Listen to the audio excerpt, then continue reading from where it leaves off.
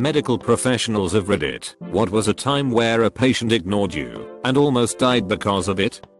When I was in medical school, had a gentleman in his late 60s come in for chest pain. Found to have a large heart attack. Very impressive STEMI in lab by EKG. Refused emergent cardiac catheterization. Go through the arteries and put a stent to open up the vessel of the heart so he could bring his car home, and planned on taking an ambulance back to the hospital. He was in the parking ramp and it cost $20 a day to park. Came back by ambulance in full arrest, no pulse, and died. Doc had to call his son and explain what happened. He was like, yeah, that sounds like dad. He's always been cheap. Had a throat cancer patient. We offered him surgery to remove the tumor. It was a fairly conservative surgery. He left because he didn't want a mutilating surgery, and his daughter-in-law had been studying magnet therapy and she was quite good with it, his words. He came back a year later and was out of reach from any treatment. His cancer was so advanced that there was nothing we could do for him.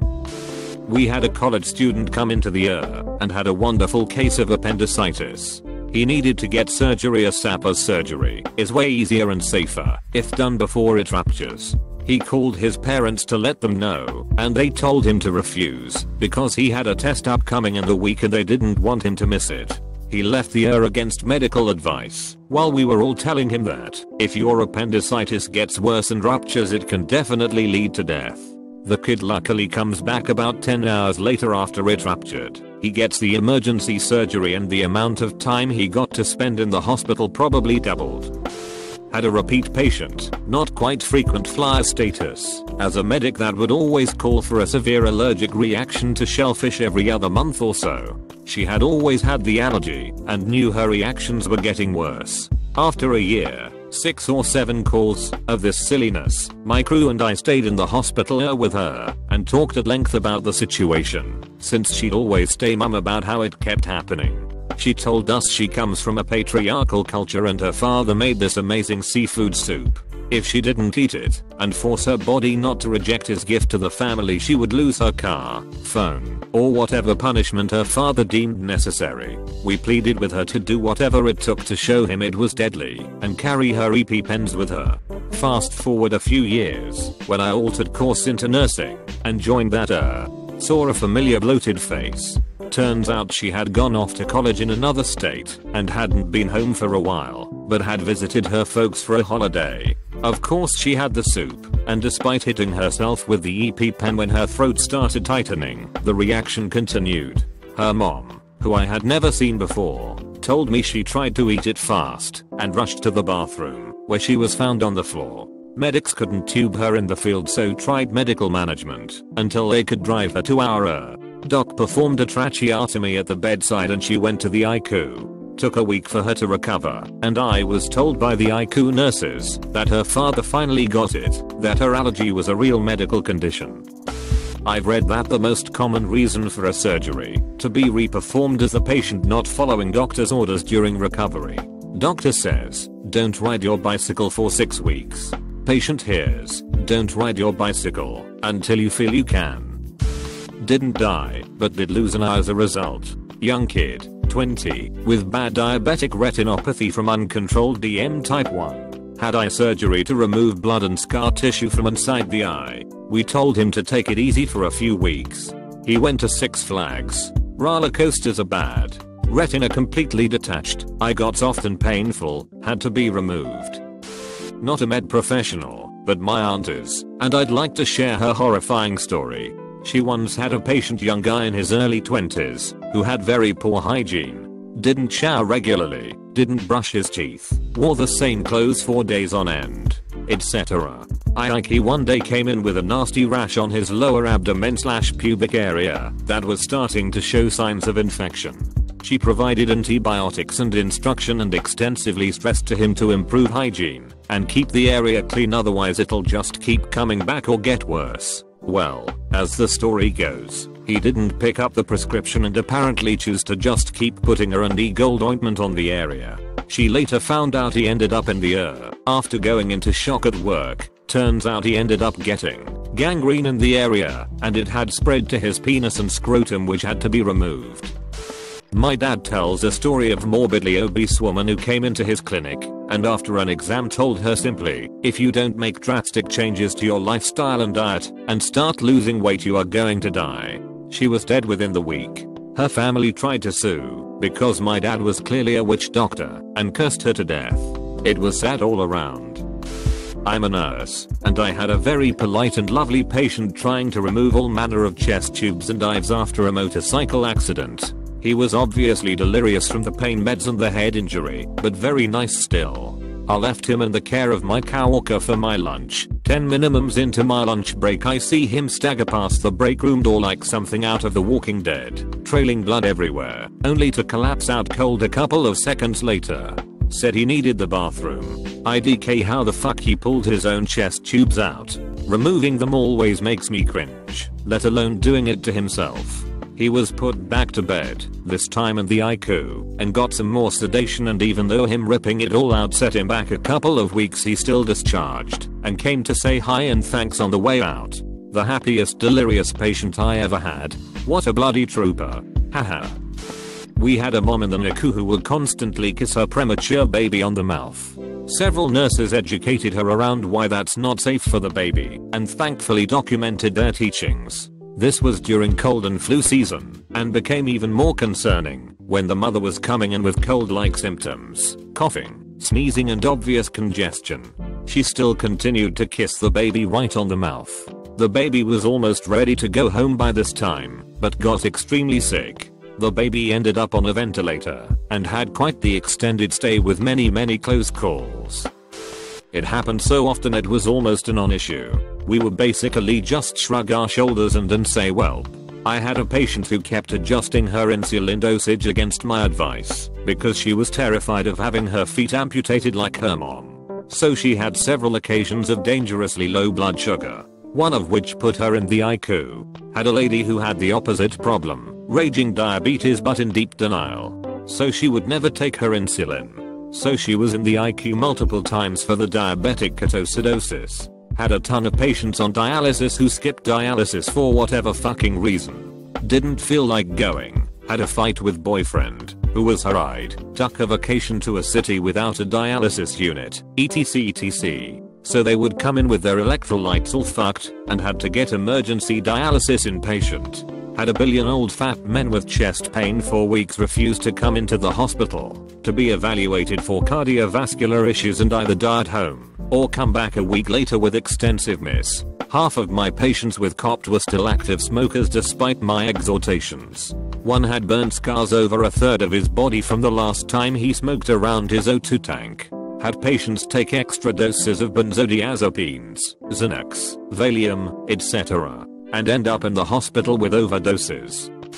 Not necessarily the patient, but the caretakers at the facility where the patient was living. I used to visit different board and lodge facilities for adults with mental illnesses and meet with clients to discuss their mental health, help them set up job interviews, therapy sessions, and help them set up their medications for the week if they were unable to do it themselves. Most of these facilities were places for people who had left the hospital and were deemed independent and stable enough to have the freedom to come and go as they pleased in a shared living situation, much like a dorm. Despite having a place to stay and food provided, they were usually pretty poorly supervised by the mental health staff workers there. I often hated these places because, while they were ideal for some people who were truly getting back on their feet and thrived off being able to live a semi-normal independent life, they were way too lax for many of the sicker, more isolating patients who were not at all well and slipping under the radar. Some of this included them not taking their medication as directed, which was one of the requirements for keeping their housing, but unfortunately it was not strictly enforced. There was one man who had paranoid schizophrenia who was extremely quiet and kept to himself.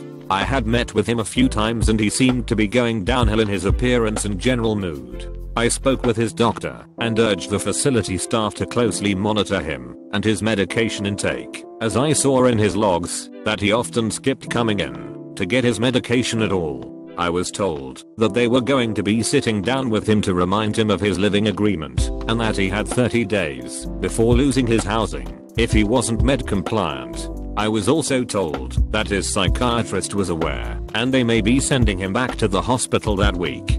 Apparently this never happened, and he went out into the community and acquired a knife and used it to slice up his roommate while his roommate slept.